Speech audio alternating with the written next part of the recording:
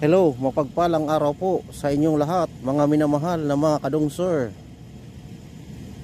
Nandito naman po tayo ngayon para ating pong i-update ang mga nakaraan nating mga videos, mga minamahal na mga kadungsor. Atin pong i-update kung ang batong ito ay totoo nga bang may lumalabas na tubig sa gilid at sa gitna ng bato na may butas sa gitna. Atin pong i-update ngayon sa araw na ito. Pero bago po ang lahat, mga minamahal na kadungsor, baka mayroon pa po ditong hindi pa po nakapag-subscribe dito po sa aking channel, Dungsor Adventure po. At siyempre po, shout out po sa lahat po ng mga bagong mga nag-subscribe. Maraming salamat po sa inyong pagtitiwala po sa aking channel. At hindi na po natin patatagalin, mga minamahal na mga kadungsor. At nilapitan ko talaga ito para makikita niyo ng clear ang aking gustong ipakita ngayon. Kaya let's go mga minamahal.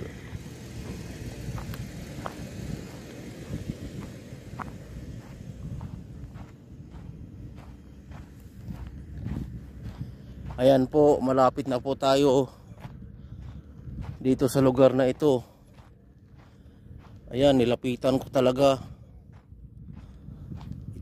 itong lugar na ito.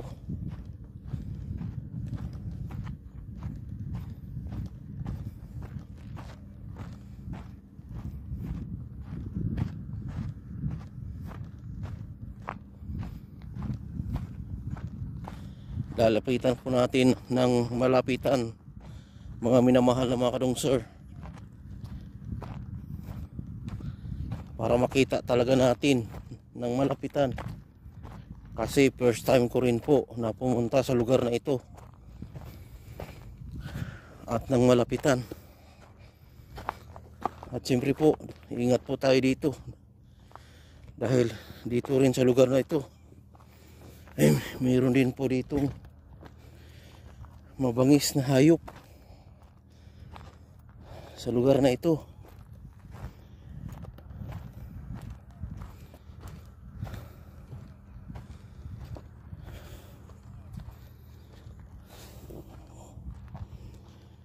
Baka makasuko pa tayo dito ng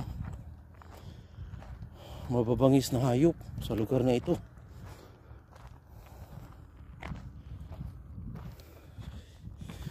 Aakyat po tayo sa bundok kasi gusto nating makita ng malapitan ang lugar na ito. Tabi-tabi po.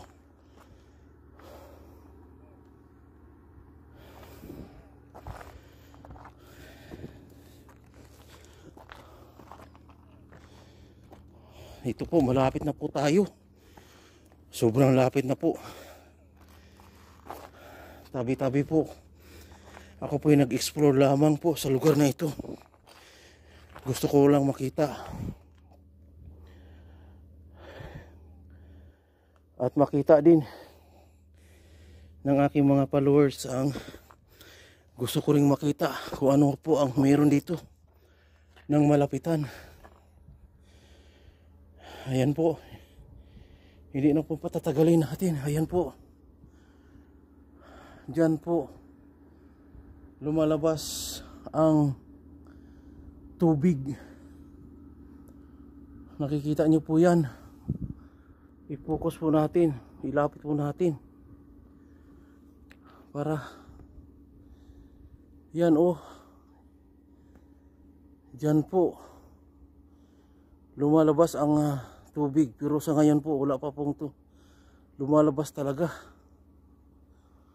Malapit na po tayo dito talaga sa lugar kung saan sinasabi po nila na may lumalabas na tubig dyan.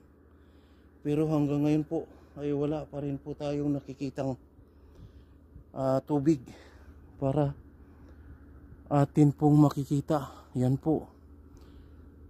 At napaka lapit na po natin talaga.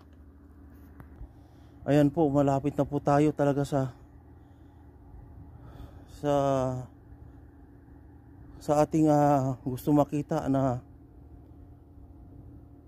na lumalabas dapat ang tubig dyan, pero hindi pa po lumabas, mga minamahal na mga kadungsir. At titingnan po natin ang paligid. Ayan po ang paligid.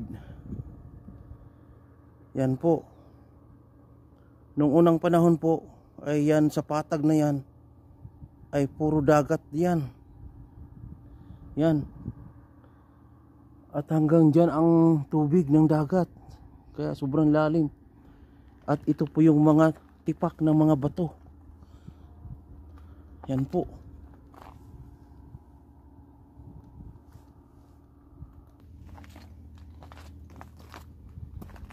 Dahan-dahan po tayo dito.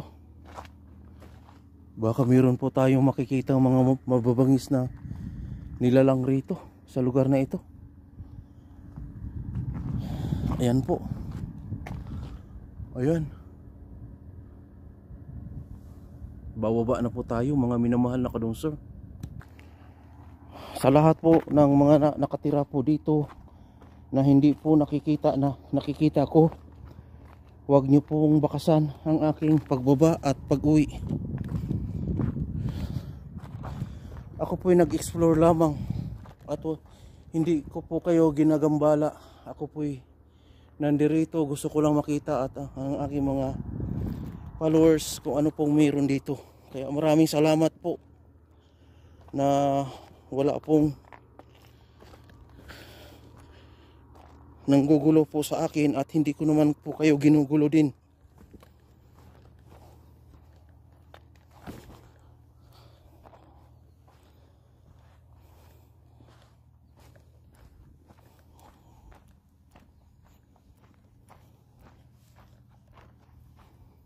At siyempre po, puntahan naman ulit natin yung ng Parkstone. Samahan niyo po ako. Mapagpalang araw po sa inyong lahat. At mapagpalang araw po, mapagpalang gabi po, mapagpalang hapon po sa inyong lahat, mga minamahal na mga kadungsir at mga minamahal na mga viewers. Nandito na po tayo kung saan atin pong pagmamasdan ang mga nakaukit o side view ng mga bato na nagmumukhang mga side view ng mga tao.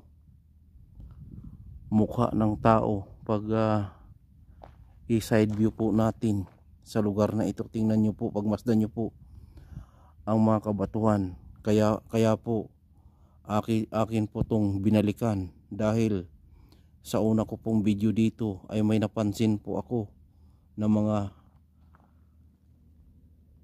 pumupurmang mga kabatuhan dito po sa lugar na ito. Kagaya po nito. Ano po ang inyong masasabi po dyan?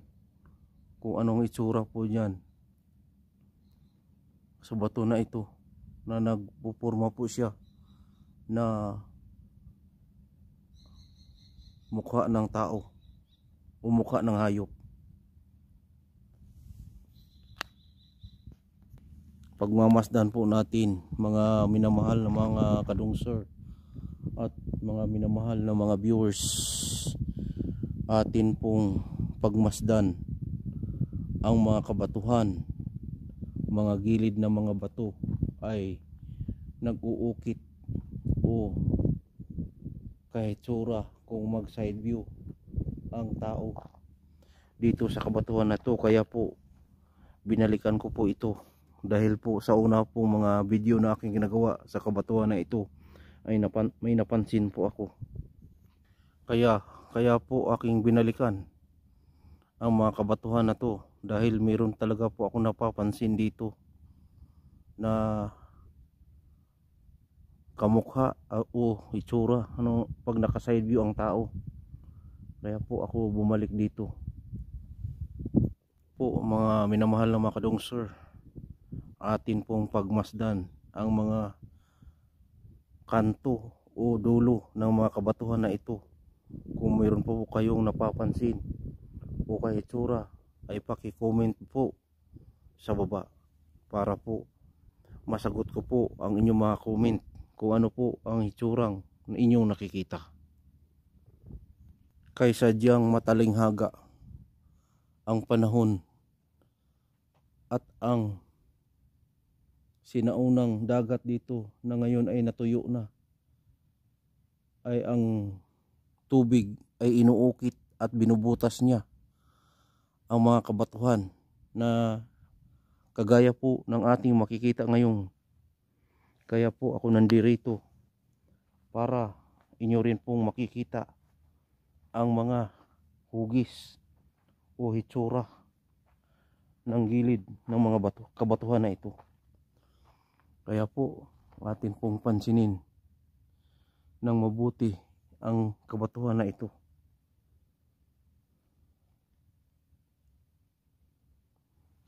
Alam nyo po mga kadungsor, dito po sa lugar na ito ay hindi ko po nabidyuhan na kagaya po ng mga nakikita po natin sa Pilipinas, sa lugar ng Bicol o sa iba pa pong mga lugar, ay nakikita po natin ang kalangitan ay apat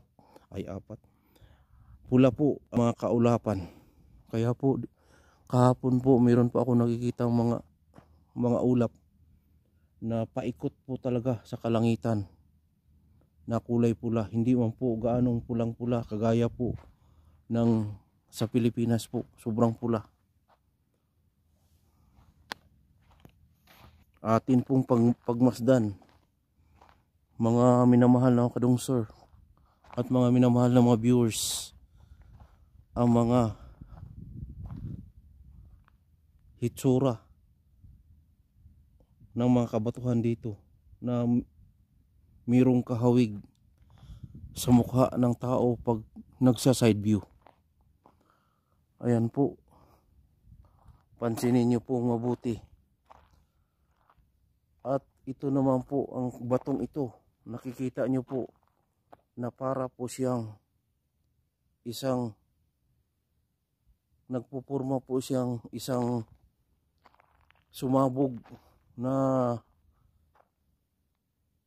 hindi mo malaman kung ano po, kasi tingnan nyo po, tatlo po siya na papatong-patong. Saka pinakamalaking parte ay malaki po. Yan, pansinin nyo pong mabuti mga minamahal na kadungsor, kung ano-ano po ang mga itsura at kanto ng mga kabatuhan na ito, mga minamahal na kadungsor.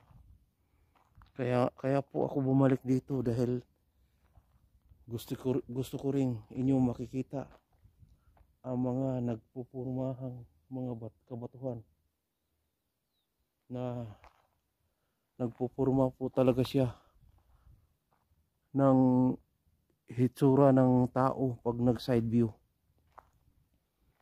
At ito po ang aking napapansin po dito, para pong isang hayop na nag-uusap dito po sa itong kabatuhan na to, itong dalawang to. Parang nag-uusap po sila kung sino pong kakain ng bato na sa baba. Kaya po ang napansin ko po, parang ito yung kakain kasi malapit po sa kanya. Sadyang matalanghaga ang mga kabatuhan na ito, nagawa po ng kalikasan. Inuukit po ng kalikasan ang kabatuhan na ito. Siguro pag lumindol po dito sa lugar na ito, tiyak nababasag ang mga yan at malalaglag. Lalong lalo na po yang isang yan.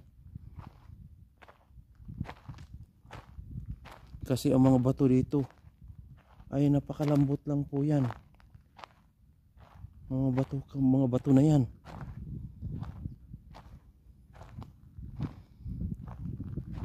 Ito naman po ay kakaiba. Ang hugis na ito, pansinin po natin mga minamahal na kadungsor. Ito po, lapitan po natin ng masyadong malapit. Ito po ang isang ito. Ayan, nakikita nyo po yan. Para pong isang ahas na may gusto niyang kainin ang nasa babang yan. Kaya po marami po tayo talagang napapansin dito sa lugar na ito. At hindi po ito gawa ng isang tao, kundi gawa po ito ng kalikasan. Kagaya po nito, mga minamahal na mga kadungsar. Ayan. No?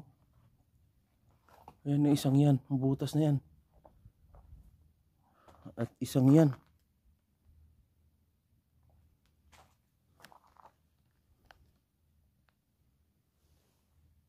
Tingnan nyo po. Sadyang napakatalinghaga ang panahon dahil nagawa po niyang ukitin ang mga kabatuhan na ito.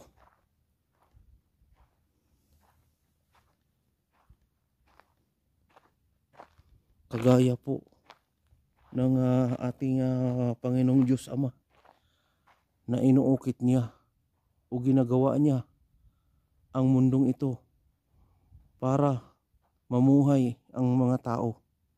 Pero po, alam niyo po mga minamahal mga kadungsar, dahil po sa mga kasalanan ng ating nagagawa sa araw-araw, ay ang ating Panginoong Diyos Ama ay sobra na pong pagod na po sa kakaunawa o sa kakaintindi ng ating mga kasalanan. Kaya may panahon pa po tayo, mga minamahal na kadungsar, para baguhin po natin ang ating mga ugali para man lang maging masaya at mabawasan ang ating mga kasalanan, para po hindi na po matutuloy ang sakunang darating sa sunod na buwan o itong darating na bagong taon. Mga minamahal na mga kadungsar, mayroon pa po talaga ditong ginawang upuan. Ayan po, marami pong nakasulat sa gilid ng mga kabatuhan na ito.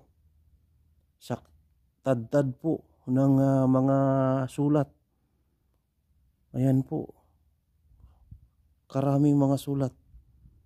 At isa na po ako dyan na nagsusulat. Pero sa akin po ay para pong nabubura na dahil ang gamit ko lang po dito ay tiyok. Hanapin po natin ang aking sinulat noong bago pa ako dito. Ayan po oh. Andito po tayo sa ilalim ng bato.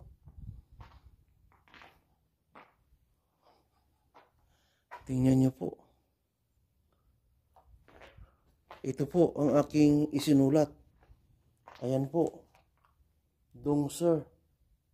Dungsar na po ang ating nababasa. Yung adventure, nawawala na. Nabubura na dahil po ang gamit po natin ay tiyok lamang. Kaya po hindi po talagang nawawala po talaga ang aking isinulat dito. Dahil yun nga po, isa lang pong uling ang aking ginamit, ang aking pagguhit dito po sa gilid ng mga kabatuhan.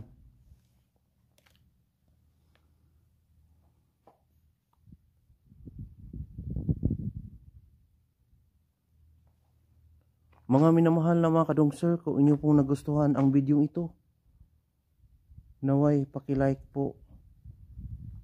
At yung hindi pa po nakapag-subscribe dito po sa aking channel,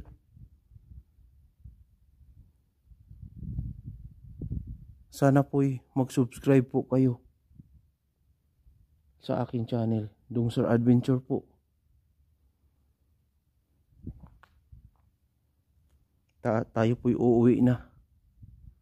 At meron po tayong ipapakita pang isa pang napakatalinghagang bato. Ngayon naman po mga minamahal na mga kadungser, talagang sinadya ko po na lapitan itong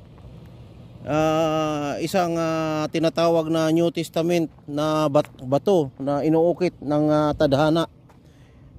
At nandito na po tayo kung saan makikita po natin ang malapitan ang bitak na bato na ito, na tinatawag po ito ay New Testament. Ito po ay labas na po ng may bakod na po siya dito, pero po ating pong nilalapitan para makikita po natin o makikita din po ng ating mga followers at tagasunod, at lalong lalo na po mga kadungser. Ito na po atin na papakita. Ito po mga nakaraan ko pong mga videos ay malayo-layo po tayo na ating pinukunan. Ngayon malapit na po tayo at hindi po tayo makakapunta dyan dahil may bakod na po, labas na po dyan. Ayan po, napakalapit po natin.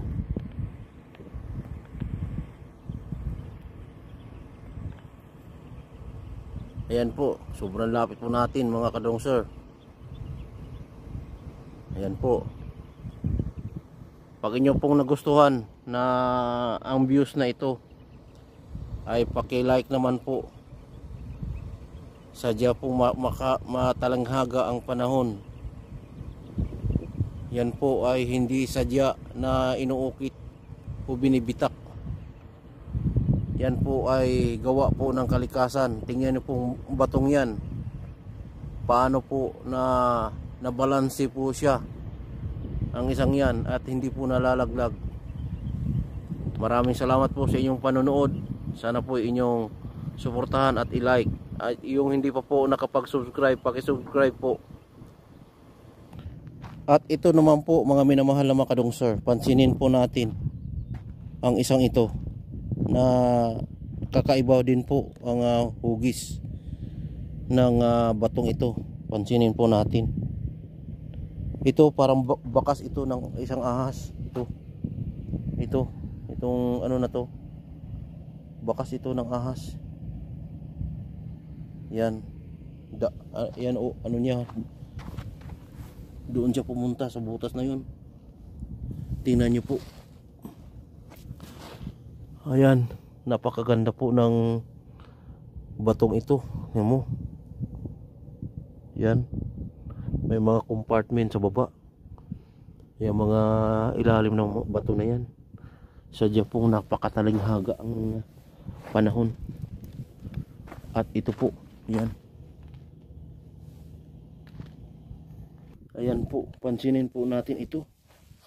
Ayan po, napakaganda po talagang bato na ito. Tingnan nyo po. Kayo po ay masisiyahan dito sa aking video yung pinapakita. Napakaganda po talaga. Pag inyo pong nagustuhan ang aking video ito, mga minamahal na mga kadungser, naway inyong paki-like ang video ito. Maraming salamat po sa inyong panonood at pagsubaybay at pagsama sa akin. Hanggang sa muli nating mga videos na ating i-upload. Maraming salamat po. Hanggang sa muli. Bye bye.